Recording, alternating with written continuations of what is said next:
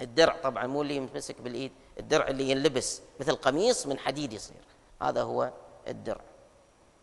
الإجراء الخامس: جمع النبي صلى الله عليه وسلم القوات ورغبهم في الجهاد ووعدهم النصر، وأن الله قد وعده أن يغنمه أموالهم ونساءهم وذراريهم، فرغب الناس وخرجوا على راياتهم يوم سمعوا الكلام وفيها غنائم، تحمسوا هذيل 2000 اللي من مكة والقبيلتين العربيتين مزينة والقبيلة بني سليم، وعقد اللواء الأكبر ودفعه إلى أمير المؤمنين علي عليه السلام. وكل من دخل مكة براية في فتح مكة، لأن الرسول كان مقسمهم مجاميع، أمره أن يحملها، قال له أنت مثل ما كنت، والرسول كان مع الكتيبة الخضراء. استعدادات المشركين شنو كانت؟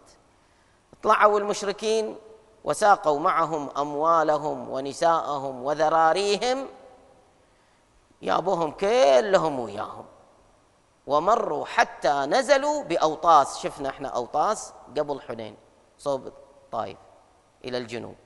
وكان دريد بن الصمة الجشمي في القوم، هذا رجال كبير ومجرب وعمي كان، وكان رئيس جشم، وكان شيخا كبيرا مجربا قد ذهب بصره، فلمس الأرض بيده فقال: في أي واد أنتم؟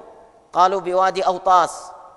قال: خوش مكان حق القتال هني. طبعا هم ما بقوا في أوطاس، اطلعوا، بس قال هني خوش مكان، نعم مجال خيل، لا حزن ضرس، يعني لا مكان مرتفع وعر، ولا سهل دهس، بحيث مكان لين يعني المقاتل يصعب عليه، مثل أرض الرملية الناعمة، مو كذي.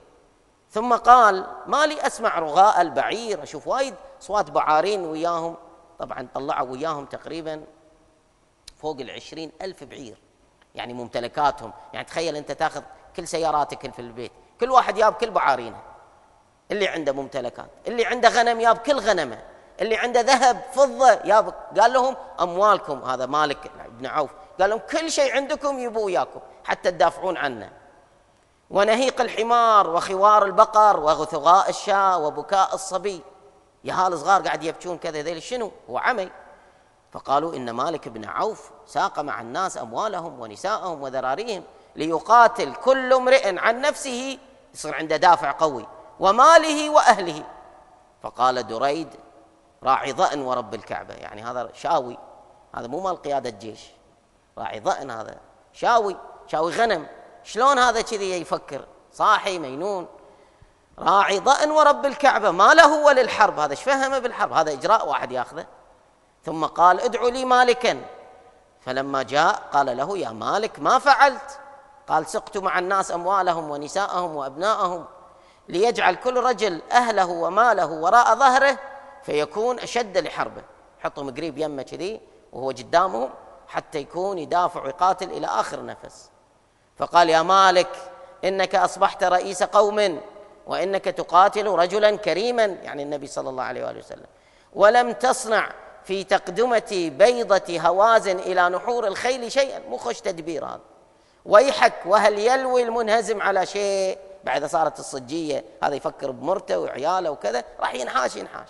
اردد بيضة هوازن إلى عليا بلادهم وممتنع حالهم، ودهم في أماكن أمينة، وألق الرجال على متون الخيل، والمقاتلين قدمهم ذيلا رجعهم، فإنه لا ينفعك إلا رجل بسيفه وفرسه، فإن كانت لك لحق بك من وراءك، وإن كانت عليك يعني خسرت، لا تكون قد فضحت، لأن راح يأخذون أسرى بناتك حريمك كذا، راح أمهاتكم راح يصيرون أسرى بيد المسلمين، قد فضحت في أهلك وعيالك. فقال له مالك: إنك قد كبرت وكبر علمك، يعني خرفت. فلم يقبل من دريد بن الصمة الجشمي.